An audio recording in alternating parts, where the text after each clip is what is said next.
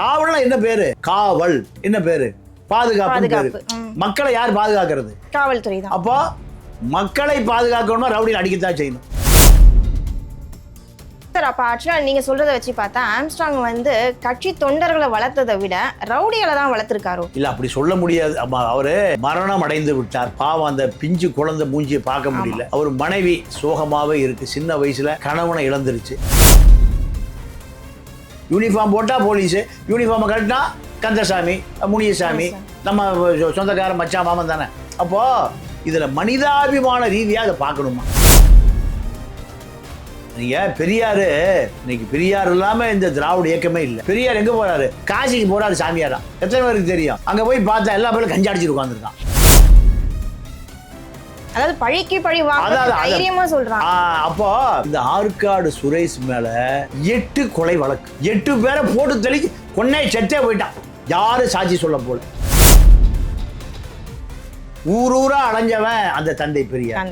அவரை போய் சொல்ல முடியுமா? நீ காவிரி ஆத்துல உட்கார்ந்துட்டு கசமசா பண்ணிட்டு இருந்தியான்னு சொல்ல முடியுமா?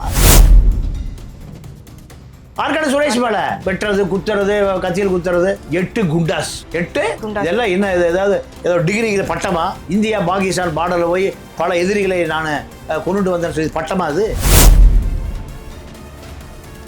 திமுக ஆளுங்கட்சியில இவர் ஏடிஜிபியா இருக்கார், கமிஷனர் இருக்காரா, பிஜேபி காரன் குளிச்சு போடத்தான் செய்வான், அதிமுக காரன் குளிச்சு போடத்தான் செய்வான். இதுக்கெல்லாம் பதில் சொல்லிட்டு இருக்க முடியாது.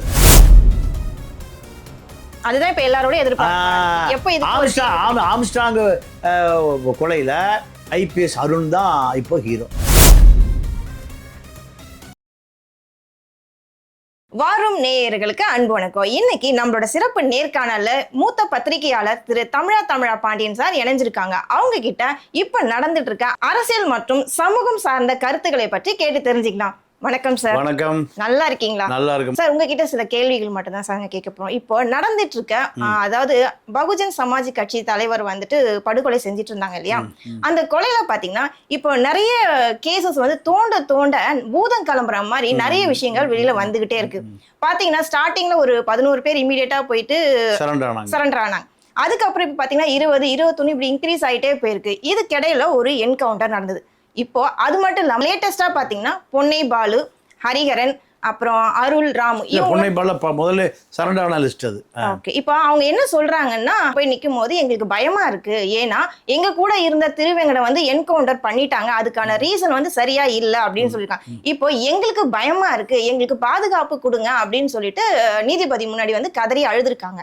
இதை பத்தி உங்களுடைய பார்வை என்ன சார்? இல்ல, குற்றவாளிகளை காவல்துறை விசாரித்து தான் நீதிமன்றத்தில் நிறுத்த முடியும். இவர்கள் குற்றம் செய்தார்களா, கொலை செய்தார்களா, கொலைக்கு உடந்தையாக இருந்தார்களா, சதி திட்டம் தீட்டினார்களா, இவர்களுக்கு எங்கிருந்து பணம் வந்தது, இதெல்லாம் விசாரிக்க வேண்டியது நீதிமன்றம் இல்லை, காவல்துறை. காவல்துறை வந்து ஒரு அடி அடிப்பான், ஒரு உதவுப்பான், மிரட்டுவான், அதான் காவல்துறை. அதாவது தேர்ட் கிளாஸ் ட்ரீட்மெண்ட்னு அதுக்கு பேர். நீதிமன்றம் அதெல்லாம் செய்யாது. பாதுகாப்பு கொடுக்கல.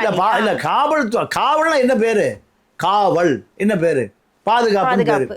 மக்களை யார் பாதுகாக்கிறது? காவல்துறை தான். அப்போ மக்களை பாதுகாக்கணும்னா ரவுடியில் அடிக்கத்தான் செய்யணும். நீங்க மக்களை பாதுகாக்கணும்னா ரவுடிகளை நீங்க எதுக்கு போலீஸுக்கு வந்து எதுக்கு குச்சி கொடுத்துருக்கான்? நீங்க கிராமத்துல சொல்லுவான், வாக்கு கற்றவன் வாத்தியார், போக்கு கற்றவன் போலீஸ். போக்குன்னு என்ன? ரவுடி எப்படி ஓடுவான், எப்படி என்ன பண்ணுவான்? மக்களை பாதுகாக்கணுமா இல்லையா? அப்போ கொஞ்சம் கடுமையாக தான் நடக்கும். நீங்கள் ஒரு வயசான அம்மா பாட்டி அதுகிட்ட போய் திருடிட்டு போகிறான், அவனை எப்படி நிறுத்துவீங்க? நீதிபதிகிட்ட கூட நிறுத்துவீங்க? போலீஸ்காரர் 4 தட்டு தான் செய்வார். ஏன்னா அவருக்கு அம்மா இருக்குல்ல, போலீஸ்காரருக்கு. யூனிஃபார்ம் போட்டால் போலீஸு, யூனிஃபார்மை கட்டினா கந்தசாமி, முனியசாமி, நம்ம சொந்தக்கார மச்சான் மாமன் தானே. அப்போது இதில் மனிதாபிமான ரீதியாக அதை பார்க்கணுமா? இப்போ ஆம்ஸ்ட்ராங் கொலைங்கிறது கொடூர கொலை. ஆமாம். நீங்கள் அவர் துப்பாக்கி லைசன்ஸ் வச்சுருக்காரு, ஆனால் துப்பாக்கி ஏதோ ஒரு படத்தில் ஜோக்கு தான் சொல்லுவான், வரும் ஆனால் வராது. துப்பாக்கி வச்சிருந்திருக்கு, ஆனால் துப்பாக்கி இல்லை. ஆமாம், துப்பாக்கி லைசன்ஸ் வச்சிருந்திருக்காருமா. இட்டாலியன் மாடல் துப்பாக்கி 20 லட்சம் ரூபாய்க்கு லேட்டஸ்ட்டாக வாங்கியிருக்காரு. வாங்கி எதுக்கு வச்சிருக்காரு? தனக்கு எப்பவுமே வந்து அச்சுறுத்தல் இருக்கு. யாருனால? ரவுடிகள் எந்த கோணத்தில் வருவான்னு தெரியாது, எந்த வழியில் வருவான்னு தெரியாது, எப்படி திட்டம் தீட்டுவான்னு தெரியாது. அப்போ இதெல்லாம் தெரிந்த ஆம்ஸ்ட்ராங் என்ன பண்ணியிருக்காரு, துப்பாக்கி வாங்கி வச்சிருக்காரு. துப்பாக்கி வாங்கி வச்சுட்டு எங்கே வச்சுட்டு வந்துட்டாரு. ஆனா ஒரு மாசமா அவர் கையில அந்த துப்பாக்கி இல்ல வாங்கிட்டார். வாங்கி தேர்தல் முடிஞ்சிருச்சுல்ல, தேர்தல் முடிஞ்சா ஒரு மாசம் திருப்பி கொடுத்துருவாங்க. தேர்தல் வரும்போது அசம்பாதி வந்துடக்கூடாதுங்க, துப்பாக்கியை காவல்துறையில் சரண்டர் பண்ணிடணும். ஆர்டிஓட்ட டிஆர்ஓட்ட கலெக்டர் சரண்டர் பண்ணிடணும். தேர்தல் முடிஞ்சு ரிசல்ட்லாம் வந்துருச்சு. அப்போ துப்பாக்கி வாங்கிட்டார். வாங்கிய பிறகு அதை துப்பாக்கியை காரில் வச்சுட்டு வந்துட்டார். இப்போ இதுதான் நீங்கள் உலகத்தில் மிகப்பெரிய அதிபர் யாருன்னு கேட்டிங்கன்னா புட்டின், ரஷ்ய அதிபர் புட்டின். நீங்கள் அவர் படத்தில் பாருங்கள், இந்த கையை லெஃப்ட் ஹேண்டு கையை வீசவே மாட்டார். ஏன், பேண்ட் பேக்கெட்லேயே வச்சுருப்பார். ஒரு அதிபர், அவருக்கு இல்லாத பாதுகாப்பு. ஆனால் அவர் எதை பாதுகாப்பு நினைக்கிறாரு, ஒரு துப்பாக்கியை. இந்த கை வேமா நீங்கள் அவருடைய மார்ச் பாஸ்ட்டு வெளிநாட்டு நிகழ்ச்சி, ரஷ்யாவுக்கு நடக்கிற நிகழ்ச்சியை பாருங்கள். இந்த கை வீசவே மாட்டார். நல்லா இனிமேல் உன்னிச்சு பாருங்கள். இந்த கையே பேண்ட் பாக்கெட்டில், இந்த கை தான் வேகமாக நடப்பார். இந்த கையே எங்கே எதுக்கு பக்கத்தில் இருக்கும், பேண்ட்டுக்கு பக்கத்தில் இருக்கும். பேண்ட்டுக்குள்ள என்ன இருக்கும், பாக்கெட்டில் துப்பாக்கி, சின்ன துப்பாக்கி. ஏன்னா இதுதான் இன்னைக்கு வரைக்கும் அவரை காப்பாற்று ரஷ்ய அதிபராக இருக்கார். இந்த ரஷ்ய அதிபர் புட்டின் 22 வயசு அவர். இப்போ அவருக்கு 72, 50 வருஷத்துக்கு முந்தி, 50 வருஷத்துக்கு முந்தி 92 ஜெர்மன் 2 இருந்தது. ஆம்ஸ்ட்ராங் கதைக்கும் ஜெர்மனுக்கு என்ன சம்மந்தம் கேட்குறீங்களா? வரலாறு அப்படித்தான், வரலாறோடு வரணும். வரலாறு முக்கியம். அப்போ 92 ஜெர்மன் 2 இருந்தது. ரஷ்யா ஆதரவு ஜெர்மன், அமெரிக்கா ஆதரவு ஜெர்மன், ஈஸ்ட் ஜெர்மன் வெஸ்ட் ஜெர்மனாக இருந்தது. ரஷ்யா பெரிய படையெடுத்து செம்படை நடத்தி கொண்டு ஹிட்லருடைய சமாதியை ரஷ்யாவில் கட்டினாங்க. ரஷ்யாவில் ஹிட்லருடைய சமாதியை எங்கள் ஜெர்மனை ஆண்ட உலகத்தை அச்சுறுத்திய சூரியன் என்னை கேட்டுத்தான் எழ வேண்டும், உதிக்கணும், அப்புறம் மறையணும். யார் சொன்னது? ஹிட்லர் சொல்லி. ஏன்னா சூரிய ஏதோ ஒரு பக்கத்தில் மறைஞ்சிரும் ஒரு பக்கம். இப்போ அமெரிக்காவில் இப்போ என்ன இருட்டு, இங்கே பகல், சூரியன் சுற்றிட்டே இருக்கல பூமி ஒரு பக்கம் தான். அப்போ இப்படி எல்லா நாடும் ஏன் நாடியா இப்படி சொன்ன ஹிட்லருடைய சமாதியை முடிவு பண்ணவரில் ஒரு ஆள் யாருன்னு கேட்டிங்கன்னா அந்த அம்மா புட்டின். 25 வயசு இளைஞன். எங்கே இருக்காரு? ரஷ்யா உளவுத்துறையில் இருக்காரு. எங்கே? ஜெர்மனில். ஜெர்மன் மக்கள் பூரா நடுவில் செவுறு இருந்தது, ஈஸ்ட் ஜெர்மன் வெஸ்ட், செவுரை பூரா உடைச்சிட்டான். உடைச்ச பிறகு டேய் நீ என்ன ரஷ்யாக்காரன் என் நாட்டில் இருக்க, ஜெர்மனில் உனக்கு என்ன வேலை, போட்டு தர எல்லாத்தையும். அந்த உளவுத்துறை தலைமை அலுவலகம் தரைமட்டமாக்கப்பட்டது. அப்போ பெரிய பெரிய அதிகாரம் தப்பிச்சு ஓடிட்டாங்க. இந்த இளம் அதிகாரி என்ன பண்ணார், புட்டின், துப்பாக்கிக்கான கதை சொல்ல, புட்டின் என்ன பண்ணார், டேய் துப்பாக்கி யாராட்டு இருக்கெல்லாம் என் கூட வா போய் நின்னார். மக்கள்கிட்ட பார்த்து சொன்னார், எவனாவது எங்களை தொட்டைங்க அவ்வளோ பேரும் சுட்டு தள்ளிடுவேன். நாங்கள் ரஷ்யா அரசாங்கத்தினுடைய ஏஜென்ட்டுகள், உளவுத்துறை ஏஜென்ட்டுகள். ஊரை போச்சோன்னா ஊரை பார்த்து போயிடுறோம், எங்களை ஏன்டா அடிக்கிறீங்க? அரசாங்கம், நாங்கள் ரஷ்ய அரசாங்கத்தில் உளவுத்துறையில் சம்பளம் வாங்குற ஒரு அதிகாரிகள். அதனால் எங்களை எவனா கை வச்சிங்க அவ்வளோ பேர் போட்டு தள்ளிடுவேன். சனம்புறம் ஒதுங்கிட்டான். அதோட இருக்கிற காரு வண்டி வேனை கீழே எடுத்துட்டு கிளப்பிட்டு போயிட்டாங்க. இப்படி போனவர் தான் யார் இன்னைக்கு ரஷ்ய அதிபராக இருக்கார். அப்போ துப்பாக்கியை பாதுகாப்புக்கு தவற விட்டவர் தான் ஆம்ஸ்ட்ராங். துப்பாக்கி சோப்பிடுவதுன்னா இந்த பயல்களாம் வந்திருக்க மாட்டானுங்க. துப்பாக்கியை கூடவே வச்சிருந்தாரா, ஒரு பக்கத்தில் வரும்போது தொப்புட்டு 9 ரவுண்ட் சுடலாமா, அதில் 9 ரவை இருந்து போனதே 9 பேர் தான். ஒருத்தர் 2 பேரை அவர் தற்காப்புக்காக சுட்டிருந்தாருன்னா எல்லா பேரும் ஓடி இருப்பான். அப்போ இதுதான் ஆம்ஸ்ட்ராங்குடைய கொலையினுடைய பின்னணி. ஆம்ஸ்ட்ராங்கு கொலை என்பது இப்போ 11 பேர் அன்னைக்கே நைட்டே சரண்டர் ஆகிட்டான். இப்போ 11 பேருக்கு மேலே இப்போ 10 பேர் போயிட்டு இருக்கு, 20 பேர் போயிட்டு இருக்கு. அப்போ இந்த 20 பேர் இந்த கொலைகளுக்கான திட்டத்தை வகுத்துட்டே இருந்திருக்கான். ஆமா சார். இப்ப இதுல இன்னொரு கொஸ்டின்ஸ் என்னன்னா, ஆம்ஸ்ட்ராங் ஒரு பெரிய கட்சியினோட பெரிய ஆளு, மாநில தலைவர். அவரு கூட நிறைய பேர் இருக்காங்க. ஒரு பெரிய ஆளு தான், ஃபேமஸான ஆளு தான். அவருக்கு இந்த விஷயம் தெரியாதா, என்ன இப்ப கொல்ல வர போறாங்க, எனக்கு பிளான் பண்ணிட்டு இருக்காங்க? மேபி இன்டைரக்டா அவருக்கு தெரிஞ்சிருக்கலாம்ல, ஏன் அவருக்கு தெரியலையா? இல்ல தெரிஞ்சும் அவர் கொஞ்சம் லேசியா இருந்துட்டாரா?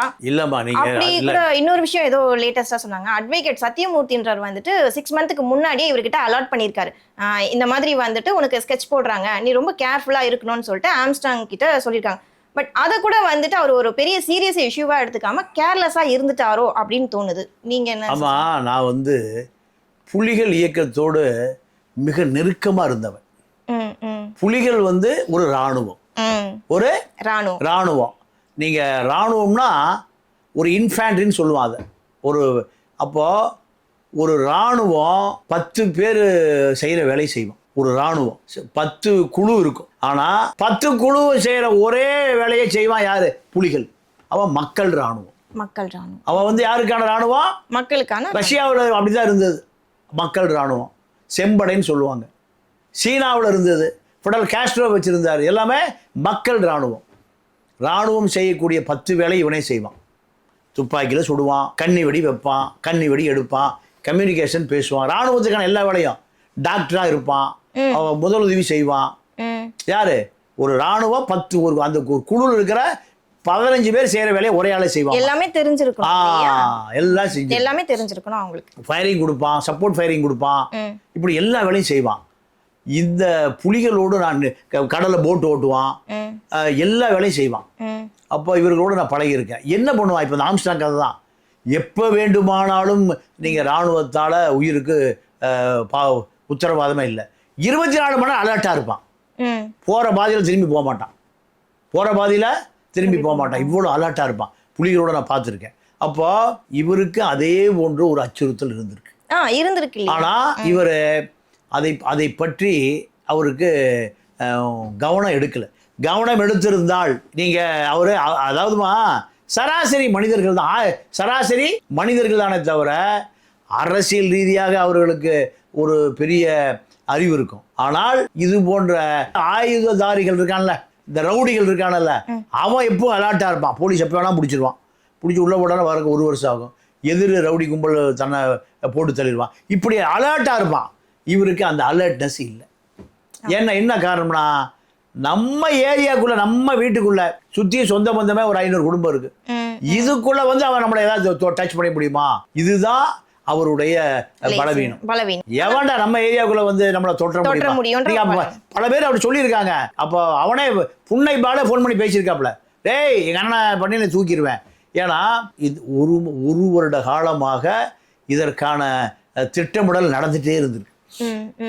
ஒரு ஆளுக்கு குறைந்தபட்சம் 3 லட்சம் ரூபா மாதம் செலவு பண்ணியிருக்கேன். யாரா? ஒரு பிக் பாஸ். இப்போ காவல்துறை நெருங்க வேண்டிய நபர் பிக் பாஸ். இப்போ முதல் கட்டம் சரண்டரு, 2ஆம் கட்டம் இல்லை, முதல் கட்ட சரண்டர் தான் என்கவுண்டரு, 2ஆம் கட்டம் இந்த அஞ்சலை, மலர்கொடி, ஹரிகரை, இப்படி ஆல் பார்ட்டிஸ். தேமுதிக இருக்கு, திமுக இருக்கு, பாஜக இருக்கு, அதிமுக இருக்கு, ஆல் பார்ட்டிஸ்.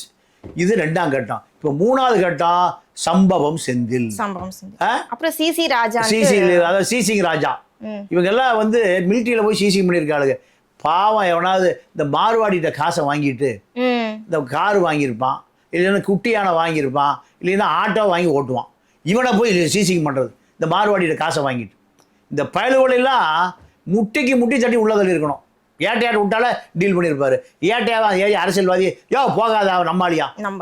நீங்கள் எனக்கு தெரிஞ்சுமா, மெட்ராஸ் சிட்டிக்குள்ளே வர்ற எல்லா ரவுடிகளும் நேராக எனக்கு தெரிஞ்சு திமுகவில் தனசேகரன்கிட்ட போய் செட்டில் ஆயிடுவான். தனசேகர் நான் சொல்லி 20 வருஷ கதையை சொல்கிறேன். டி நகரில் ஜலைத்ராஜ்னு ஒரு ஏசி இருந்தார். அவருக்கு உடனே ஃபோன் போகும். அவரு எல்லா ஏரியா இன்ஸ்பெக்டர் விட்றியா யார. ஸோ அந்த அளவுக்கு அவருக்கு செல்வாக்கு. அப்போ ரவுடிகள் தேவை. யார் எது தேவை? ரவுடிகள் தேவை. நீங்கள் அப்போ ஆம்ஸ்டாங்கை பொறுத்த வரைக்கும் இந்த ரவுடிகள் தன்னுடைய வாழ்க்கையை முடிப்பான கனவுல கூட கற்பனை பண்ணல சார். அப்போ ஆக்சுவலாக நீங்கள் சொல்கிறத வச்சு பார்த்தா ஆம்ஸ்டாங் வந்து கட்சி தொண்டர்களை வளர்த்ததை விட ரவுடிகளை தான் வளர்த்துருக்காரோ? இல்லை, அப்படி சொல்ல முடியாது. அவர் மரணம் அடைந்து விட்டார். பாவம், அந்த பிஞ்சு குழந்தை மூஞ்சியை பார்க்க முடியல. அவர் மனைவி சோகமாகவே இருக்குது. சின்ன வயசில் கணவனை இழந்துருச்சு. அதனால் நீங்கள் கடந்த காலங்களை குப்பைகளை தோண்டி எடுப்பதில் எந்த பிரயோஜனமும் இல்லை. அவரு 50% முடிஞ்சு போன கதை. 50% கடைசி காலத்தில் நீங்கள் எல்லாருக்குமே படிக்க வச்சிருக்காரு, நிறைய பேருக்கு உதவி செஞ்சிருக்காரு, புத்த மதத்தை தழுவி இருக்காரு, அம்பேத்கரிஸ்டாக இருந்திருக்காரு, புத்த மத கொள்கைகளை அம்பேத்கரை போல ஏற்றுக்கொண்டார். அவர் திருமணமே புத்த மதப்படி செஞ்சிருக்காரு. அந்த குழந்தைக்கு சாவித்திரிபாயின்னு பேர் வச்சிருக்காரு. ஆமா, அதாவது இந்தியாவிலே இப்போ சனாதனாங்கிறது கொடுமையான விஷயம். செக்கிலிய பள்ளம்பறைய வண்ணான ஆயிரம் அன்டச்சபிள் தள்ளி நில்றா, தொடக்கூடாதா உன்னைய, இப்படியெல்லாம் இருந்த சமூக அமைப்பு இது. கணவன் செத்து போனா பொண்டாட்டி கொளுத்தி விட்றான்ட்டான் இந்த மதம். அப்போ இப்படியெல்லாம் இந்த சமூகத்தை அடித்தட்ட வச்சிருந்தான். ஆனால் பல தலைவர்கள் தோன்றுனாங்க. ஜோதிபாய் புலேவுடைய மனைவி தான் சாவித்திரிபாய். அந்த அம்மா தான் படிக்கையா எல்லாம் முதல்ல கல்வி கொடுக்கணும் அந்த சமூகத்தில். இந்த மதம் சனாதனா, படிக்காதரா, தாழ்த்தப்பட்டமா படிக்காதரா, முட்டாளாவை கட்டுறா, வேட்டி கட்டாதரா, செருப்பு போடாதரா, கிராப்பு வெட்டாதரா, இப்படியெல்லாம் இருந்தது. எத்தனை வருஷம் முந்தைய? ஒரு 100-200 வருஷம் முந்தைய. அப்போ இதெல்லாம் ஒட்டச்சவர் யாருன்னு ஜோதிபாய் புலே. அவர் தான் அம்பேத்கரை ஏற்றுக்கிறார். அம்பேத்கர் யாரை ஃபாலோ பண்றாரு? ஜோதிபாய் புலே மனைவி தான் சாவித்திரிபாய். அந்த குழந்தைக்கு அந்த பேர் வச்சிருக்காரு. இப்படி தன்னுடைய மரணம் அடைவதற்கு முன்பு அவர் ஒரு புத்த மத துறவியை போல மாறிட்டார். அவரோட திருமணம் கூட அந்த பேஸ் பண்ணி தான். வருஷம் ஒரு 1500 பேர் எல்லாத்தையும் ரயிலில் ஏற்றுவார். ரயிலில் ஏற்றி நீங்கள் இந்து மதத்திலிருந்து புத்த மதத்தை தழுவினார் அம்பேத்கர். அந்த நாளுக்கு புத்த குரு பூர்ணிமா எல்லாம் நாக்பூர் கூட்டிகிட்டு போயிடுவார். எங்கே அம்பேத்கர் இந்து மதத்திலிருந்து புத்த மதத்துக்கு போனாரோ அங்கே போய் 1500 பேருக்கு அந்த ஒரு விழா எடுப்பார். யாருக்கு? அம்பேத்கர். ரயில் எல்லாத்தையும் கூட்டிகிட்டு போயிடுவார். இப்படித்தான் கடைசி காலத்தில். அதனால எல்லா ரவுடிகளுக்கும் கூப்பிட்டு பணம் கோடி ரூபாயெல்லாம் கொடுத்துருக்காரு. நிறைய பேரை வந்து வக்கீல உருவாக்கி. ஆமா, அதாவது நீங்க 50% அழுக்கு படிந்த ஆடைகள், 50% புத்தாடைகள். அப்போ நம்ம பழைய நீங்க ஒரு பெரிய அடக்க முடியாத ஒரு ரவுடி இருந்திருக்கார். அடக்கவே முடியாது வரலாற்றில். அப்போ ஒரு முனிவர் அது வழியாக போயிருக்கார். போகும்போது முனிவரையும் தொந்தரவு பண்ணுறானுங்க. அப்போ சொன்ன, அட பாவிகளா, மக்களெல்லாம் தொந்தரவு பண்ணாதீங்கடா, நீங்கள் செய்கிற தவறுக்கு பூரா ஒரு ஆளை விட்டு ஒரு சின்ன கல்லை கொண்டு அந்த ஊருக்கு எல்லையில் போட்டு போங்கடா, இதை நான் சொல்கிறேன்னு நீ செய்யுங்கிறார். அப்போது அந்த காலத்து தாதா மக்கள்கிட்ட வழிப்பறி பண்ணுறது, மக்களை தொந்தரவு பண்ணுறது, அவன் வீட்டில் இருக்கிற உணவுப் பொருளை தூக்கிட்டு போயிடுறது. அப்போ தப்பு பண்ணும்போதெல்லாம் ஒரு சின்ன கல்லை எடுத்து அப்போ போட்டு வந்தார். அந்த முனிவன் வேறு சொன்னான்டா, குழம்பு கட்ட பையன். இப்படி பல வருடம் கழித்து இந்த ரவுடி கும்பலோட அந்த ஏரியாவை கிராஸ் பண்ணுறான். இந்த மழை என்னடா புதுசாக இருக்குது, நான் இந்த பக்கம் வந்ததே இல்லையா, 10 வருஷம் ஆகி போச்சே, இந்த மழை இப்போ உருவாச்சுன்னு சிஷியன் சொன்னானா, தலைவரை நீ கல் போட சொன்னீங்கள, இந்த கல் தாயா உலக மழை. அங்கேயே உட்காந்துட்டான். இவ்வளோ பாவம் பண்ணியிருக்குமா? ஏண்டா அந்த கல் இவ்வளோ பெரிய மழையாக போச்சா? இனிமே தப்பு பண்ணக்கூடாதுடா, இனிமே தப்பு பண்ண நம்ம அவ்வளோ பேரும் காவி கட்டியிருக்கடா, மீதி காலத்தை நம்ம சாமியாராக போயிடுவோம். அவர் தான் விஸ்வாமித்திரர் முனிவர்.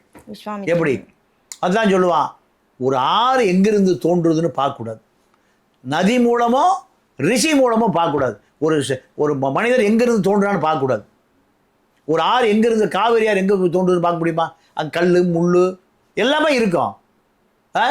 பால் அடைஞ்ச இடத்துலேருந்து வரும், சதுப்பு நிலத்துலேருந்து வரும், இதெல்லாம் சாக்கடை தாண்டி வரும், அதெல்லாம் பார்க்கக்கூடாது. மக்களுக்கு தண்ணி கிடைக்குது, பயிர் பசுமையாக இருக்குது. அதே போல் தான் முனிவர்கள், அதே கதை தான். அப்போது பல வரலாறுகள் ஒரு மனிதனுக்கு இருக்குது. அரசியலில் வந்தவருக்கும் சரி, தலைவர்கள் ஆனவர்களுக்கும் சரி, பல கருப்பு பக்கங்கள் இருக்கும். இந்த கருப்பு பக்கத்தெல்லாம் தோண்டக்கூடாது. இப்போ மக்களுக்கு எப்படி இருக்காரியா? அதுதான். நீங்கள் பெரியார், இன்னைக்கு பெரியார் இல்லாமல் இந்த திராவிட இயக்கமே இல்லை. ஆனால் பெரியார் எங்கே போகிறாரு? காசிக்கு போகிறாரு சாமியாரா. எத்தனை பேருக்கு தெரியும்? அங்கே போய் பார்த்தா எல்லா பேரும் கஞ்சி அடிச்சுட்டு உட்காந்துருக்கான். என்னடா எல்லா பேரும் இப்படி இருக்கானோ? அந்த பெருசு 2 சிறுநீரகமும் பழுதடைந்த பிறகு 95 வயசுல நீங்க மூத்திரம் சொட்டுன்னு ஒழுகுது. மூத்திர சட்டியோடு நீங்க ஒடுக்கப்பட்ட மக்களுக்காக ஊரூரா அலைஞ்சவன் அந்த தந்தை பெரியார். அவரை போய் சொல்ல முடியுமா? யோ நீ காவிரி ஆற்றுல உட்காந்துட்டு கசமசா பண்ணிட்டு இருந்தியான்னு சொல்ல முடியுமா? அது எல்லாம் வரலாறு. அதனால ஆம்ஸ்ட்ராங் மரணம் உண்மையாகவே வட சென்னை தலித் இளைஞர்களுக்கு ஒரு மாபெரும் இழப்பு. சார் அது மட்டும் இல்லாம இப்போ வடசென்னை தென் சென்னையில இருக்கிற ரவுடிங்களுக்குலாம் வந்து பாத்தீங்கன்னா இந்த ஆம்ஸ்டாங் படுகொலை வந்துட்டு ஒரு பெரிய யமனா வந்திருக்குன்னு சொல்லியிருக்காங்க. இப்போ அதனால இருக்கிற மத்த ரவுடிங்கெல்லாம் வந்துட்டு ஒரு பயத்துல இருக்காங்க, பீதியில இருக்காங்கன்னு சொல்றாங்க. அதெல்லாம் உண்மையா? உண்மைதான். ஏன்னா இப்பதாமா காவல்துறைக்கு முழு அதிகாரம் கொடுக்கப்பட்டிருக்கு. காவல்துறைக்கு முழு அதிகாரம் கொடுக்கப்பட்டிருக்கு. கமிஷன் கூட சொல்லிட்டாரு, என்ன ஜாயின் பண்ணி சொன்னாரு, உங்கள் மொழியில் உங்க பாஷையிலேயே பதில் சொல்றேன்டானாரு. இப்படி சொல்லியிருந்தா நாட்டில் எத்தனை பேர் காப்பாத்திருக்கலாம். அதனுடைய எக்ஸாம்பிள் தான் ஃபர்ஸ்ட் என்கவுண்டர் திருவேங்கடம். ஆமா ஆமா. அது வந்து சரியா? இல்லம்மா, இப்போ காவல்துறை இந்த நேரத்தில் விமர்சிப்பது அவர்களை பலவீனப்படுத்தும். ஏன்னா இப்ப ரவுடிகளை தான் ஒடுக்கணும். ரவுடிங்களுக்கு வந்து ஒரு பயத்தை, அதுதான் இப்ப தேவையே தவிர இப்படி பண்ணா என்ன என்கவுண்டர் பண்ணிடுவாங்க. அதுதான். நீங்க ஆற்காடு சுரேஷ் இதுல பெரிய ஹீரோ. ஆற்காடு சுரேஷ் ஆற்காடு சுரேஷுடைய கொலைக்கு பதில் தான் ஆம்ஸ்டாங் கொல்லப்பட்டிருக்கான்னு சொல்றாங்க. ஆற்காடு சுரேஷுடைய தம்பி புன்னை பாலு தான் இப்போ ஆம்ஸ்டாங் கொலையில பெரிய அக்யூஸ்ட். அதாவது பழிக்கு பழி வாங்க தைரியமா சொல்றாங்க. அப்போ இந்த ஆற்காடு சுரேஷ் மேல 8 கொலை வழக்கு, 8 பேரை போட்டு தெளிச்சு கொன்னை செத்தே போயிட்டான். யாரு சாட்சி சொல்ல போல, யாரு சாட்சி சொல்ல. நீங்க சாட்சி சொல்லியிருந்தா 8 முறை அவரை தூக்கில் போட்டிருப்பான். நீதிமன்றம் போட்டிருக்குமா? 8 ஆயுள் தண்டனை கொடுத்துருக்குமா?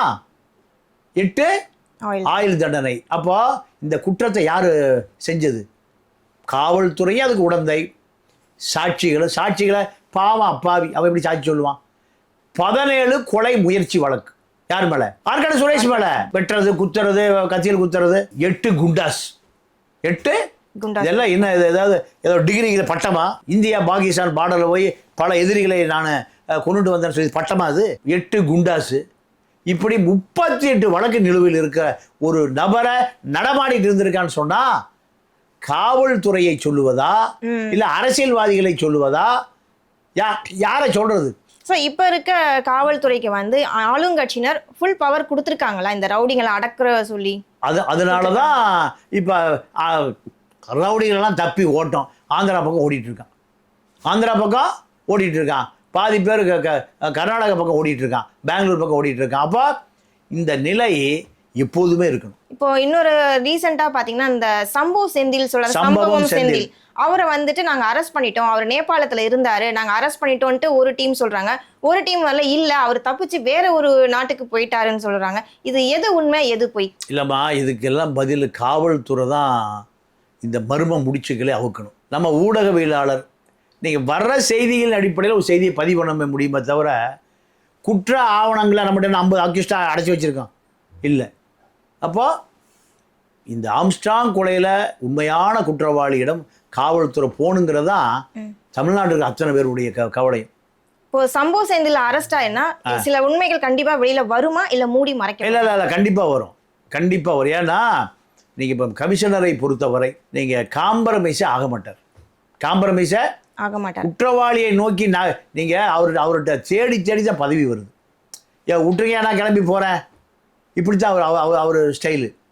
அப்போ எல்லாரும் நம்பிக்கையும் அவர் மீது கொட்டப்பட்டிருக்கு. அந்த நம்பிக்கையை அவர் காப்பாற்றி ஆகணும். அந்த நம்பிக்கையை காப்பாற்றி ஆகணும். அவருதான் இப்போ ஹீரோ. இப்போ அந்த நம்பிக்கை அவர் இழந்தாருன்னா அடையாளம் இல்லாமல் போயிருப்பார். சார் இன்னொரு குற்றச்சாட்டு சொல்றாங்க. இப்போ நம்ம காவல்துறை ஆணையர் அருண் இருக்காரு இல்லையா, அவருக்கு பின்புலமா இருந்து 2 பத்திரிகை ஆள்கள் வந்துட்டு ஸ்க்ரூ பண்றாங்க. இவரு என்ன ஸ்டெப் எடுத்தாலும் இவங்க தான் சொல்றாங்க, இவங்க சொல்லிதான் இவர் இந்த மாதிரிலாம் பண்றாருன்ற மாதிரி ஒரு விஷயம் போயின்னு இருக்கு. அது உண்மையா? இல்ல அதெல்லாம் தப்புமா. அதாவது சிலரை நினைக்கலாம், சில செய்திகளை சொல்லலாம்.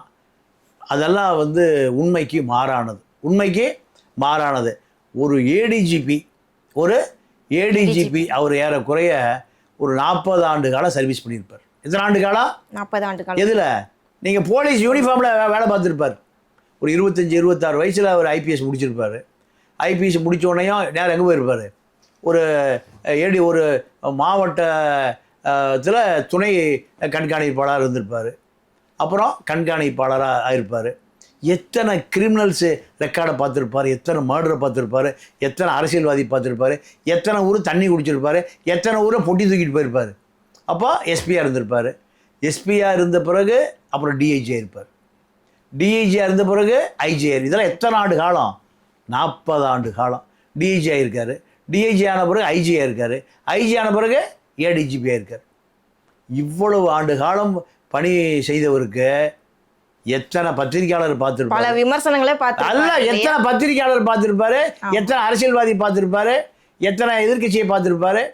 இப்போ திமுக ஆளுங்கட்சியில் இவர் ஏடிஜிபியாக இருக்கார், கமிஷனாக இருக்காருன்னா பிஜேபிக்காரன் கொளுத்தி போடத்தான் செய்வான், அதிமுகக்காரன் கொளுத்தி போடத்தான் செய்வான். இதுக்கெல்லாம் பதில் சொல்லிட்டு இருக்க முடியாது. இதுக்கெல்லாம் பதில் சொல்லிட்டு இருக்க முடியாது. இப்போது தமிழ்நாட்டில் இருக்கக்கூடிய கன்னியாகுமரியில் இருக்கக்கூடியவனெல்லாம் என்ன நினைக்கிறான்? ஆம்ஸ்ட்ராங் கூட யார் யார் குற்றவாளி? அதுதான் இப்ப எல்லாரோட எதிர்பார்ப்பு. ஆம்ஸ்ட்ராங் கொலையில ஐபிஎஸ் அருண் தான் இப்போ ஹீரோ.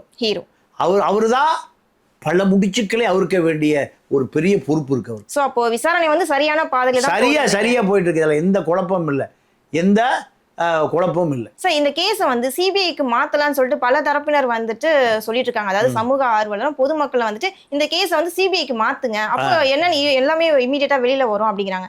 உங்களுடைய பார்வையில் சார்? இல்லம்மா, சிபிஐக்கு ஆவணங்களை கொடுக்க வேண்டியதை தமிழ்நாடு அரசு அதிகாரிகள் தான். சங்கரசுப்பு ஐசிபி ஏரியல் தான் 10,000 வழக்கறிஞர்கள் போராடுனாங்க. சிபிஐயும் வந்துருச்சு. இன்னைக்கு வரைக்கும் மர்மமாக இருக்கு. அது மர்மமாகவே இருக்கு. காவல்துறை சிபிஐக்கு ஒத்துழைக்கலை, டாக்குமெண்ட்டே கொடுக்கல.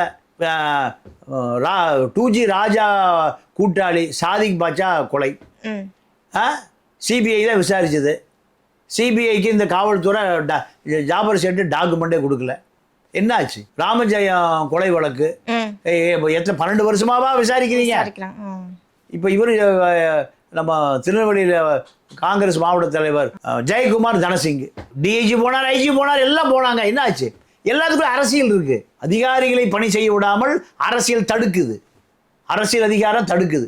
அப்போ அரசியல் தடுத்து அதிகாரி இப்படி வேலை செய்வாங்க? ஒரு அக்யூஸ்டா பிட்பாயிண்ட் முடிஞ்ச ஸ்டேஷன் போறதுக்குள்ள 4 ஃபோன் வந்துடும் இன்ஸ்பெக்டர். யாரு? வட்டச்செயலர் வண்டுமுருகன் பேசுவார். சார் ரமால் சார் பார்த்துங்க சார். யாருக்கு? பிட்பாக்கெட்டுக்கு. அடுத்து இன்னும் வட்டச்செயலருக்கு மேலே அடுத்து ஒன்றிய செயலர் அடிப்பார். ஏங்க நம்ம ஆளுங்க அதை பார்த்து எதாவது பண்ணுங்க, ஏதாவது நம்ம பார்த்துக்கலாம், கவனிச்சிக்கலாம். ரவுடிகிட்ட காசு வாங்குற பயலுவனுங்க, பிட்பாக்கெட்டில் காசு வாங்குற பயலுவா. அடுத்து நீங்கள் எம்எல்ஏ லைனில் வருவார். இது நாடாங்க. காவல்துறையை மத்திய அரசாங்கம் எடுத்துக்கணும்னு நான் நினைக்கிறேன். எது மிலிட்ரி வச்சுருக்குல்ல, நீங்கள் பார்டர் செக்யூரிட்டி ஃபோர்ஸ் இருக்குது, இது மாதிரி மத்திய அரசாங்கம் நிறைய போலீஸ் துறையை வச்சுருக்கு. மத்திய அரசு எல்லை பாதுகாப்பு படை, பார்டர் செக்யூரிட்டி ஃபோர்ஸு, அதே போல் தொழில் பாதுகாப்பு படை, இப்படி நிறைய. அப்படித்தான் இந்த போலீஸ் ஆக்கிடும். ஏன்னா இந்த வட்ட செயலாளர்கள்லாம் போலீஸ் ஏட்டையாக பயப்பட வேண்டியதாக இருக்குது, இன்ஸ்பெக்டர் பயப்பட வேண்டியதாக இருக்குது. அப்போ அவங்க கூட சேர்ந்து நீங்கள் இந்த கோடம்பாக்க ஸ்ரீன்னு ஒருத்தர் போலீஸு ஏசி 2 பேரும் சேர்ந்து போய் கோயம்புத்தூர் போய் ஒருத்தர் மிரட்டி ஆட்டையை போட்டு சொத்தை வாங்கி 2 பேரும் ஜெயிலில், 2 பேரும் சஸ்பெண்ட். எம்ஆர் விஜயபாஸ்கர் பிரச்சனையில் ஒரு இன்ஸ்பெக்டர் சஸ்பெண்ட். அப்போ காவல்துறை உடந்தை இல்லாமல் இப்போ எல்லாம் எந்த குற்றம் நடக்கிறதே இல்லை. அரசியல்வாதி கைதாகும் போது ஒரு இன்ஸ்பெக்டர் கைதாகிறான். அப்போது ஏன் அந்த மாதிரி சூழ்நிலை உருவாகுது சார்? அவங்களுக்கு கொடுக்கப்பட்ட உரிமையை வந்து முழுசா அவங்களால பயன்படுத்திக்க முடியாதனால அவங்க இப்படி போயிடுறாங்களா காவல்துறை? அப்படிலாம் இல்லைம்மா. திட்டம் போட்டு ஊழல் பண்ணுவது சாதாரணமாக போச்சு, பயமே இல்லை. இப்போ ரவுடிகள் பூராமல், இப்போ தேடப்படுகிற ரவுடிகள் பூராமல் 10 கொலை, 13 கொலை, 42 கொலை, 42 கொலை வழக்கு முயற்சி. ஏன்? காவல்துறை சரியா இருந்தால் இவனுக்கு 2வது வழக்கு வருமா? வராது. அஞ்சலை மேலே 2 மார்டர், ஒரு குண்டாஸ் சொர்ணாக்கா மேலே. அப்போ அந்த ஏரியா பூரா கஞ்சா அஞ்சலை. இப்போ காவல்துறை சரியா இருந்த, காவல்துறை மாமூல் வாங்கிட்டு போனீங்கன்னா எப்படி பிடிப்பான்? நல்ல அதிகாரி வர ஆரம்பிச்சுங்க. இப்போ கஞ்சா வந்து நிறைய பரவிடுச்சு சார். கஞ்சா இல்லாத இடமே இல்லை. அப்போ இதுக்கு என்ன காரணம்? நீங்கள் ஓய்வு பெற்ற டிஜிபி சைலேந்தர் பாபு வந்து 2000 அக்கௌண்ட்டுங்களை எல்லாத்தையும் க்ளோஸ் பண்ணிட்டு போனதாக ஒரு ப்ரெஸ் ரிலீஸ் கொடுத்தார். 2000 பேர் கஞ்சா விற்காமல் தடுப்பதுக்கு என்ன வழின்னு யோசிக்காமல் ஐசிஐசி பேங்க் அக்கௌண்ட் ஆரம்பிச்சா சுவிஸ் பேங்க் அக்கௌண்ட் ஓப்பன் பண்ணிக்கிறான் கஞ்சா வியாபாரி. கஞ்சா வியாபாரி போதை வியாபாரி தானே ஒரு நிறைய பணம் புழங்குற தொழிலாக இருக்கு. ஆமா, இப்போ என்னது போதைப் பொருள் கலாச்சாரம் தான் சென்னையில ரொம்ப அதிகமாயிடுச்சு. நீங்க கஞ்சா விற்கிறவன ஒருத்தனை போய் தகவல் சொன்னீங்கன்னா போலீஸ்காரன் சொல்லியோ நீ விற்கிறான தெரிஞ்சு போச்சு அந்த அரசியல்வாதிக்கு, அவன் மனித உரிமை செயற்பாட்டாளர், இடத்த மாற்றிக்க. யார் சொல்கிறான்? போலீஸ். அப்புறம் எப்படி அவன் கஞ்சா விற்கிறத குறைக்க முடியும்? 4 விட பெடிஷன் போட்டான்னு அவனை இப்போ போட்டு தள்ளிட்டு போயிடுறானு. எத்தனை வழக்கு இருக்குது. காரணம், கருணாநிதி ஒரு முறை சொன்னார், காவல்துறையினுடைய ஈரல் கெட்டுப்போச்சு, அரசியல்வாதியுடைய இதயமே கெட்டுப்போச்சு. அரசியல்வாதி இல்லாமல் காவல்துறை 2 சேர்ந்து தான் இயங்குது. நீங்கள் போலீஸ் டிபார்ட்மெண்ட்டை அரசியல்வாதி தான் கட்டுப்படுத்துகிறோம். இப்போ இருக்க காலகட்டத்தில் பார்த்தீங்கன்னா நம்ம தமிழ்நாட்டு சென்னையில் பார்த்தீங்கன்னா ஒரு பக்கம் போதைப் பொருள், ஒரு பக்கம் கொள்ளை, கற்பழிப்பு, கள்ளச்சாரம், இப்படி இதுதான் அதிகமாயிட்டே வருது. மக்கள் வந்து பாதுகாப்பே இல்லாமல் ஒரு லேடி தனியாக போக முடியல, செயினை பிடிச்சி ஸ்னாப் பண்ணிடுறாங்க, ஒரு சின்ன குழந்தைங்கள விட விட்டு வைக்க மாட்டேங்க. இப்படி இந்த மாதிரி வன்முறை ரொம்ப அதிகமாயிட்டே வருது தமிழ்நாட்டில் இருக்க. இதை காவல்துறை எப்படி கண்ட்ரோல் பண்ணக்கூடிய வாய்ப்புகள் இருக்கா, இல்லை அவங்களே? இல்லைம்மா, இப்போ காவல்துறையும் அதிகாரிகள் 2 பேருமே அதிகாரிகள் ஊழல் செய்வதற்கு ஒரே காரணம் அரசியல்வாதி. சங்கராச்சாரியாருக்கே ரவுடிகள் தேவைப்படுறான். அப்பு ரவுடி தான் சங்கராமனை போட்டு தள்ளுறான். சங்கராச்சாரி எங்கே போகிறாரு? ஜனாதிபதி எல்லாம் வந்து பார்த்தா ஆசி கொடுத்த ஜனாதிபதி காஞ்சிபுரம் லாக்கப்பில் படுத்து கிடக்கார். காஞ்சிபுரம் லாக்கப்பில் ரிசர்வ் பேங்க் கவர்னர் வந்து ஆட்சி வாங்கிட்டு போவார். தேர்தல் ஆணையர் முன்னாள் சேஷன் அங்கேயே வாசல் துடைச்சிட்டு மாப்பு போட்டுட்டு கிளீன் பண்ணிட்டு கிடந்தார். அவ்வளோ புனிதமான இடம் இது சங்கர மடம். ஸ்ரீ அதாவது ஜகத்குரு, இந்த ஜகத்துக்கே குரு, இப்படிலாம் இருந்த சங்கர மடம் யாருக்கு அங்கே இருந்தா? அல்ல ரவுடி பேலாக இருந்தான். கடைசியில் ரவுடி சாகுவாசத்தில் ஜெயேந்திரர் என்ன ஆனார்? கம்பி என்ன போயிட்டார். அப்போது சங்கராச்சாரியார்களுக்கும் ரவுடிகள் தேவைப்படுது. ஆமா, ஒரு சாமியார்களுக்கே ரவுடி தேவைப்படுறான். சரியா? அந்த திமுக எடுத்துருக்கு கருணாநிதி முதலமைச்சர். அவர் முதலமைச்சராக இருக்கும்போது 2006 உள்ளாட்சி சென்னை தேர்தல் நடக்குதுமா. பங்குமார் தலைமையில் ஒரு 100 பேர் அப்படியே கும்பலாக போவான். அப்படியே பூத்தை கைப்பற்றுவான். பூத்தை அப்படியே உதயசூரன் குத்தி போட்டுருவான். போலீஸும் வேடிக்கை பார்க்கும், ஏசி வேடிக்கை பார்ப்பாரு, டிசி பார்ப்பாரு, டிஜிபி பார்ப்பாரு, எல்லாம் பார்ப்பாங்க. அப்போ சட்டம் ஒழுங்கை யார்கிட்ட கொடுத்துட்றாங்க? ரவுடிட்டு. யாரு? முதலமைச்சர் அலுவலகமே கொடுக்குதுமா. சரி, கருணாநிதி இப்படி இந்த பக்கம் ஜெயலலிதாட்ட வாங்க. ஜெயலலிதா முதலமைச்சராக இருந்த பொழுது அயோத்திக்கு இப்போ வீரமணிகிட்ட 100 அருவாளை கொடுத்து அவங்க ஆளுகிட்ட திமுக பேரணி ஒன்று நடந்தது. சீரணி இறங்கலை, 100 பேர் அருவாளை வெட்டுறான் திமுக ஆளுகளை. திமுக ஆளு தெரிச்சு ஓடுறான். கருணாநிதியை காரில் கடையை அப்படியே தூக்கி போட்டு கொண்டு போகிறாங்க. எப்போ இந்த 11 அமெரிக்கா டவர் அடித்தாங்கல்ல, அப்போ அமெரிக்கா செப்டம்பர் 11 அவ அமெரிக்க அதிபரை தூக்கி ஃப்ளைட்டில் போட்டு, அதான் உலகத்திலேயே லேட்டஸ்ட் ஏர்பஸ் 1 20,000 அடி இல்லை 40,000 அடி கொண்டு போயிட்டானுவோம். என்ன நடக்குதுன்னு தெரியல அமெரிக்காவுக்குள்ள. தரைக்கு கீழே 20 ஃப்ளோர் பென்டகன், அணுகுண்டே போட்டாலும் ஒன்றாகாது. உலகத்தை கட்டுப்படுத்தக்கூடிய இராணுவ தலைவங்க தான் பென்டகன். அங்கே என்ன நடக்குதுன்னு தெரியல, அங்கே ஒரு குண்டு விழுகுது. இதே போல் ஆயுதக்கு வீரமணி திமுக கட்சி ஓட விட்டு விரட்டினார். அப்போ யாருக்கு தேவைப்படுறாரு ஆயுதக்கு வீரமணி? ஜெயலலிதாவுக்கு தேவைப்படுறாரு. கருணாநிதிக்கு பங்குமார்னா ஜெயலலிதாவுக்கு ஆயுதக்கு வீரமணி. ஒரு ஆட்சி அமைக்கணும்னா பேக்ரவுண்டில் வந்துட்டு ரவுடிசம் தான் மெயினா? ஆமாம். இதுக்கு என்னம்மா பேர்? இதுக்கு என்ன பேர்? ஜெயலலிதாவுக்கு யார் தேவை? ஆயுதக்கு வீரமணி. கருணாநிதிக்கு பங்குமார். சங்கராச்சாரியாருக்கு அப்பு ரவுடி. இப்போ 3 பேருமே ஆள் இல்லை, 3 பேருமே எமனாவும் போயிட்டாங்க. அப்போது இந்த மக்களை யாருமா காப்பாற்றுறது? அது ஒரு கேள்வி. அப்போ ஒரு நண்பர் தான் சொன்னார், வயதான ஒரு கம்யூனிஸ்ட் கட்சிக்காரர் சொன்னார், காமராஜர் சமாதியை போய் தோண்டி எடுத்து ஐயா வந்து ஆட்சி பண்ணியா, கக்கடா போய் தோண்டி எடுக்கணும். ரெட்டமலை சீனிவாசனை போய் அவங்கெல்லாம் வந்தால் தான் ஆட்சி, நீங்கள் நல்ல ஆட்சி கொடுங்கய்யா. ஓமந்தூர் ராமசாமி ரெட்டியாரை போய் தோண்டி எடுக்கணும். ஐயா வாங்கய்யா, உங்கள் ஆட்சி தாயா வேணும். காமராஜ் வாங்கய்யா. இதுதான் இந்த காமராஜையும் கக்கனையும் ரெட்டமலை சீனிவாசன் எங்கம்மா போய் தேடுறது? சரி, இப்போ இன்னொரு கொஸ்டின் பார்த்தீங்கன்னா, இப்போ நம்ம ஆம்ஸ்டாங் படுகொலையில் முக்கிய குற்றவாளின்னு சொல்லிட்டு அஞ்சலியை வந்து கைது பண்ணாங்க. இந்த அஞ்சலி வந்து பார்த்தீங்கன்னா அந்த அளவுக்கு படிப்பறிவு கிடையாது, அரசியல் நாலேஜ் கிடையாது. ஆனால் அவங்க பாஜக கட்சியில் மகளிர் அணி துணை செயலாளராக, அவங்க மாவட்ட செயலாளராக தேர்ந்தெடுக்கிறாங்க. இவங்கள ஒரு கட்சியில் ஒரு உறுப்பினரை சேர்க்கறதுக்கு முன்னாடி அவங்களோட பேக்ரவுண்ட் என்னன்னு பார்க்க மாட்டாங்களா? இல்லைம்மா இவங்க தான்மா இவங்களுக்கு தேவை. இதுதான் அவங்களுக்கு குவாலிஃபிகேஷன். அதனால இவங்களுக்கு தானே கெட்ட பேர் அப்படி கேட்ட அது மக்களுக்கு தானே ஓட்டு போடுறான். இங்கே மக்களுக்கு அவேர்னஸே இல்லை. கேரளாவில் இப்படி இருந்து அந்த கட்சியை அன்னைக்கே ஒழிச்சிருப்பான். மேற்கு வங்காளத்தில் ஒழிச்சிருப்பான் இப்படிலாம் ஆள் இருந்தால். பஞ்சாபில் தொலைச்சிருப்பான் அவன் சிங்கு.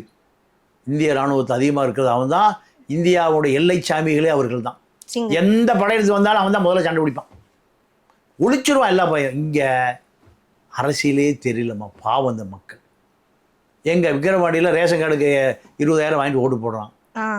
நீங்கள் ஒரு லாரி கொண்டு நிறுத்தினீங்கன்னா ஆணு பெண்ணு எல்லாம் 500 ரூபாய்க்கு காக்கா பிரியாணிக்கு குவார்ட்டருக்கு எல்லாம் லாரியில் ஏறிடுவான்.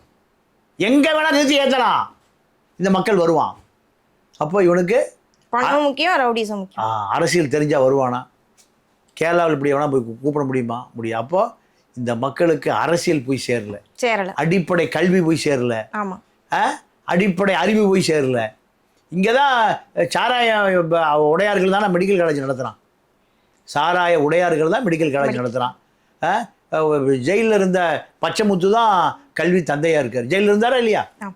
இப்படி பல பேர் ஜெயிலில் இருக்க வேண்டிய பூரா கல்வி தந்தையாக இருக்கான். அரசாங்கம் சாராயம் விற்கிது, சாராய வியாபாரி கல்வியை விற்கிறான். இதுதான். இதெல்லாம் சமூக மாற்றம் ஏற்பட வேண்டும்.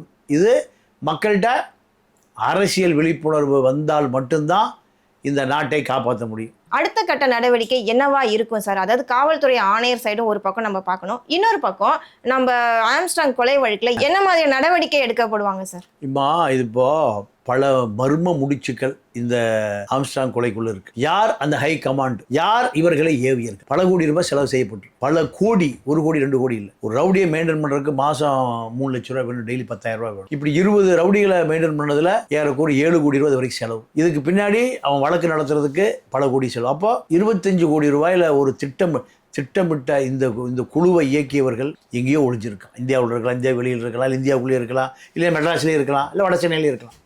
அவர்களை நோக்கி போனாதான் எங்க சார் இந்த கொலை விஷயமா நம்ம ஒரு ஸ்டெப் எடுக்கும் போது இந்த கட்சி அந்த கட்சி எல்லா கட்சியில இருந்துமே ஆள் வராங்களே, எல்லாருமே அஞ்சலையுடைய உறவினர் ஒருவர் காங்கிரஸ்ல பெரிய தலைவர்கிட்ட நெருக்கமா இருக்கார். அஞ்சலையை சரண்டர் பண்றதுக்கு ஒரு பெரிய தலைவர் அரசோடு பேசி சரண்டர் பண்ணியிருக்கார். யாரு? எழுத்தறிவில் படிக்க தெரியாத ஆந்திராவிலிருந்து கூலி வேலைக்கு வந்த கஞ்சா வித்த நம்ம ஆற்காடு சுரேஷுக்கு நெருக்கமான, இப்படி பல பேருக்கு, சின்னாவுக்கு நெருக்கமான காதலி மனைவி ஏதோ சொல்கிறாங்க. ஒரு பெண்ணை நம்ம அவதூறாக சொல்லக்கூடாது எப்பவுமே. பெண்கள் இந்த நாட்டின் கண்கள். அது ரவுடியாக இருந்தாலும் சரி, சொர்ணாக்காவாக இருந்தாலும் சரி, அவர்களை நீங்கள் பெண்கள் நாட்டின் கண்கள்ன்றீங்க. ஆனால் சீமான் பெண்களை வேற மாதிரி பிசுறுன்ற மாதிரிலாம் அதான் அவர் இல்லை. அவர் சீமானுடைய அரசியல் என்பது அஸ்தமனமாக போகிறது. அப்போ அது அவருக்கான உரிமைன்னு நினைக்கிறார். அதனால் அது தேர்தல் முடிந்த பிறகு அவருடைய அரசியல் எங்கே போய் நிற்குன்னு மக்கள் பார்ப்பான். ஆரம்பத்தில் இருந்த மாதிரி இப்போ சீமான் இல்லைங்களே சார்? எப்பவுமே இல்லாம சீமா. ரொம்ப நன்றி சார். நன்றி, வணக்கம். எங்ககிட்ட இவ்வளோ நேரம் நாங்கள் கேட்ட எல்லா கேள்விக்கும் பொறுமையா பதில் சொல்லி தெளிவா பதில் சொன்னீங்க. இது எல்லா நேயர்களுக்கும் கண்டிப்பா புரியும்னு நினைக்கிறேன். வரக்கூடிய நாட்கள்ல இந்த படுகொலையில என்ன விசாரணை வருது, இதுக்கான தீர்ப்பு என்னன்னு பொறுத்திருந்து பார்ப்போம். ரொம்ப நன்றி. நன்றி, வணக்கம்.